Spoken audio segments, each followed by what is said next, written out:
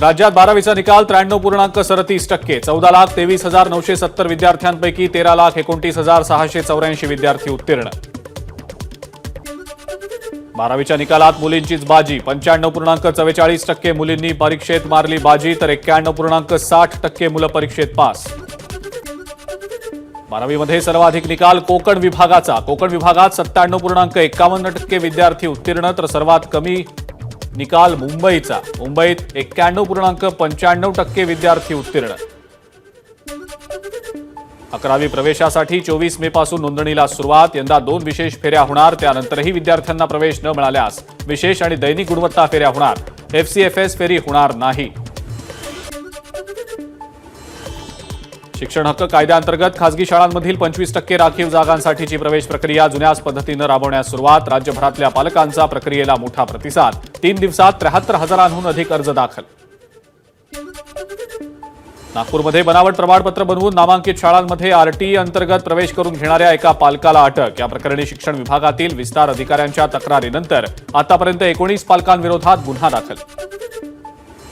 पुणे अपघात प्रकरणी मुख्यमंत्र्यांची कडक भूमिका. कुणालाही पाठीशी न घालता आणि राजकीय दबावाला बळी न पडता दोषींवर कायद्यानं कठोर कारवाई करण्याचे मुख्यमंत्र्यांचे आदेश. अपघात झाला तेव्हा आरोपी दारू प्यायला होता. कोणताही रिपोर्ट निगेटिव्ह आलेला नाही. दोषींवर कठोर कारवाई करणार पुणे पोलीस आयुक्त अमितेश कुमार यांची माहिती. आरोपीला प्रौढ ठरवण्यासाठी आणि रिमांड होमसाठी आम्ही कोर्टात अर्ज केले, मात्र दुर्दैवानं आमचे दोन्ही अर्ज कोर्टानं फेटाळले. अमितेश कुमार यांची माहिती. तर कोणताही राजकीय दबाव नसल्याचंही केलं स्पष्ट. अपघातातल्या मृतांच्या नातेवाईकांसोबत वाईट वागणुकीचे आणि त्यांना धमक्या दिल्याचे काही प्रकार कानावर आले. याबाबत चौकशी सुरू. संबंधितांवर कठोर कारवाई करणार अमितेश कुमार यांचं आश्वासन. पुण्याच्या कल्याणीनगरमध्ये अपघात करणारा मुलगा अल्पवयीन असतानाही मद्य दिल्याप्रकरणी कोझीबारचे मालक प्रल्हाद भुतडा यांना अटक. हॉटेल ब्लॅकचे संदीप सांगळे आणि मॅनेजर सचिन काटकर यांनाही अटक. गुन्हा दाखल झाल्यानंतर फरार झालेला पुण्यातील उद्योजक विशाल अग्रवालला पोलिसांनी केली अटक. विशालसोबत ड्रायव्हर आणि आणखी एका व्यक्तीलाही छत्रपती संभाजीनगरमधून अटक. कल्याणीनगरमध्ये घडलेल्या अपघातातील आलिशान पॉर्श कार विना नोंदणी रस्त्यावर धावत असल्याची धक्कादायक माहिती समोर. बंगळुरूमध्ये तात्पुरती नोंदणी करून ही कार पुण्यात आणण्यात आलेली होती. अपघात प्रकरणी पुण्याचे पोलीस आयुक्त नेमकी कुणाला मदत करतायत? संजय राऊतांचा सवाल. पुण्याला लाभलेले आयुक्त म्हणजे पुण्यासाठी कलंक. त्यांना बडतर्फ करायला हवं, राऊतांची मागणी. कल्याणीनगरमध्ये झालेल्या अपघाताशी कोणताही संबंध नसताना नाव जोडणं हे चुकीचं आणि बदनामीकारक. पोलिसांवर कोणताही दबाव आणलेला नाही. सुनील टिंगरे यांचं स्पष्टीकरण. 2 निष्पाप लोकांचा जीव घेणाऱ्या पुणे अपघाताची न्यायालयीन चौकशी व्हावी. अल्पवयीन आरोपी दारू पीत असल्याचं CCTV फुटेज असून सुद्धा त्याची अल्कोहोल टेस्ट निगेटिव्ह असल्याचा अहवाल पोलिसांनी दिला. वडेट्टीवारांकडनं पुणे पोलिसांच्या तपासावर प्रश्नचिन्ह. मावळमध्ये अजित पवार गटाकडून 100% प्रचार झाला नाही. महायुतीचे उमेदवार श्रीरंग बारणेंचा आरोप. मात्र असं असलं तरी 2,50,374 मतांनी विजय होण्याचा बारणेंचा दावा. मतदानाच्या दिवशी झालेल्या अडीसाळ कारभाराची सरकारनं घेतली गंभीर दखल. ज्या ठिकाणी गैरसोय होती, लोकांना रुग्णालयात दाखल केलं गेलं, मतदानाला विलंब झाला, अशा सर्व बाबींची चौकशी होणार. मुख्यमंत्र्यांचे आदेश. महाराष्ट्रामध्ये सुमारे 54.33% मतदानाची नोंद. सर्वाधिक 76.5% मतदान पश्चिम बंगालमध्ये. बिहारमध्ये 54.85%. काश्मीरमध्ये 58.17%. झारखंडमध्ये 63.9%. तर ओडिशात 69.34% मतदान. मुख्यमंत्री एकनाथ शिंदेंचा बालेकिल्ला असलेल्या ठाण्यातही मतदानाची टक्केवारी कमी. ठाण्यामध्ये झालं केवळ 49.81% मतदान.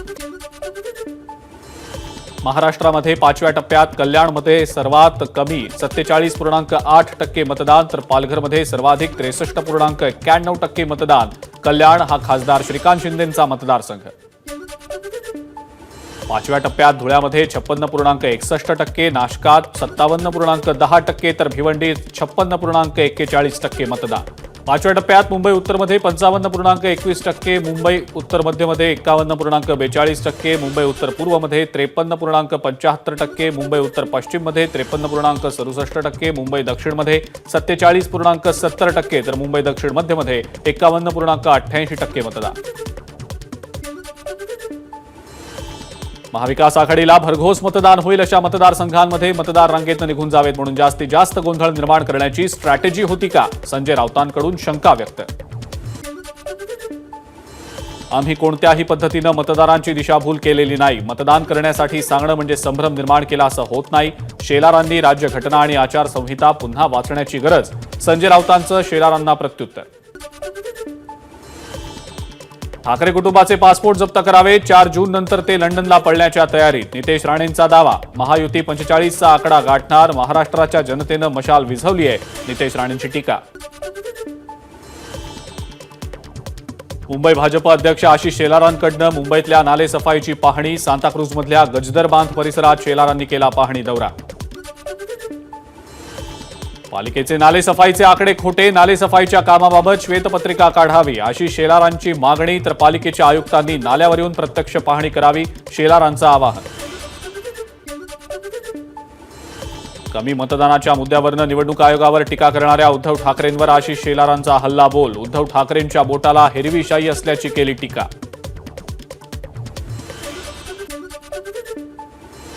लोकसभा निवडणुकीनंतर बारामतीतल्या लोकांच्या समस्या सोडवण्यासाठी युगेंद्र पवारांचा पुढाकार. जनता दरबाराच्या माध्यमातून जनतेच्या समस्या जाणून घेतल्या. आता दर मंगळवारी नागरिकांशी संवाद साधणार. राष्ट्रीय ओबीसी महासंघाचं 9वं राष्ट्रीय अधिवेशन 7 ऑगस्टला पंजाबच्या अमृतसरमध्ये पार पडणार. अधिवेशनाच्या तयारीसंदर्भात चंद्रपुरात आढावा बैठक संपन्न. विविध मागण्यांसंदर्भात मसुदा तयार करण्यात आल्याची बबनराव तायवाड यांची माहिती. सचिन तेंडुलकर यांनी ऑनलाईन रमीची जाहिरात बंद करावी किंवा भारतरत्न पुरस्कार सोडावा. नाहीतर 6 किंवा 7 तारखेला त्यांच्या घरासमोर त्यांचा पुतळा जाळू. बच्चू कडूंचा इशारा. ऑनलाईन रमीच्या व्यसनातनं तेंडुलकरांच्या अंगरक्षकानं आत्महत्या केल्याचा कडूंचा आरोप. सचिन तेंडुलकरचा मुलगा अर्जुन दत्त महाराजांच्या दर्शनासाठी नृसिंहवाडीमध्ये याआधीही सचिन तेंडुलकर आणि अर्जुन तेंडुलकर यांनी एकत्र घेतलं होतं दत्त महाराजांचं दर्शन. देशातील प्रमुख 150 धरणं आणि साठवण तलावांच्या पाणी साठ्यामध्ये यंदा मे महिन्याच्या मध्यातच लक्षणीय घट. सध्या एकूण साठवण क्षमतेच्या केवळ 25%च पाणीसाठा शिल्लक.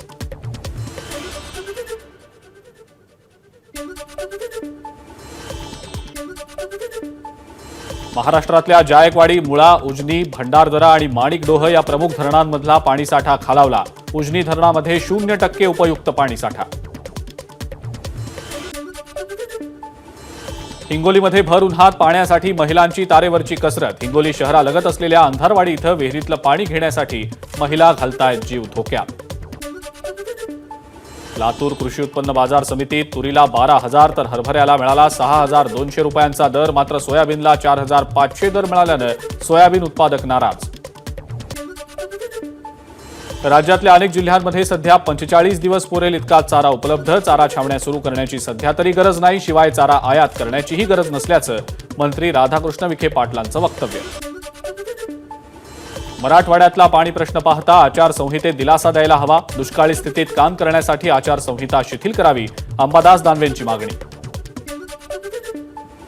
सांगलीतल्या शिराळा तालुक्यात मान्सूनपूर्व पावसाची जोरदार हजेरी. अनेक ठिकाणी झाडं पडली तर काही ठिकाणी घरांचे पत्रे आणि कौलही उडाली.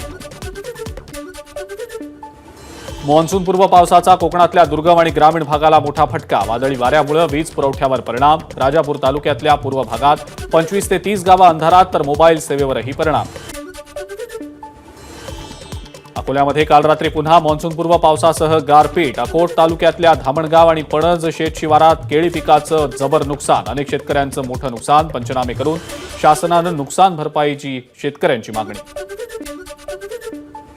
अभिषेक पूजेच्या वेळेला तुळजाभवानी देवीच्या समोर पुजारी उभे राहत असल्यानं भाविक दर्शनापासून वंचित. त्यामुळे पूजेदरम्यान पुजाऱ्यांना बाजूला उभे राहण्याचे निर्देश द्यावेत. पुजारी मंडळाची जिल्हाधिकाऱ्यांकडे मागणी.